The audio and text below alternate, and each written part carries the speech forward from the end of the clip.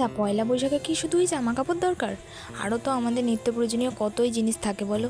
তো দেখো আমি একটা নিয়েছি, ডেইলি যাতে যাতায়াত করতে হয়, আমার একটা ঘড়ি খুবই দরকার। তো আগের ঘড়িটা খারাপ হয়ে গেছে, এই ঘড়িটা নিয়েছি। কেমন লাগছে অবশ্যই বলবে, আমার খুব পছন্দ হয়েছে। তারপর নিয়েছি একটা মিনি ফ্যান, অনেকেই দেখেছি কিনতে, আমি এটা ফার্স্ট টাইম কিনলাম।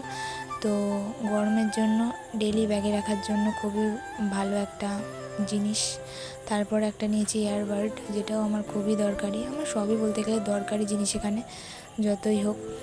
তো এটাও খুবই পছন্দের আমার। তোমাদের কেমন লেগেছে জানিও। আর তারপর গরমকাল মানেই তো ছাতা, তো একটা ছাতাও কিনে নিলাম আমি। শুধু তো জামা কাপড় থাকলেই হয় না, এগুলো নিত্য প্রয়োজনীয় জিনিস, এগুলো লাগে। আর সেদিন এগুলো কলকাতা যাওয়ার সময় ট্রেন থেকে নিয়েছিলাম জাস্ট, তাই তোমাদের সঙ্গে শেয়ার করলাম।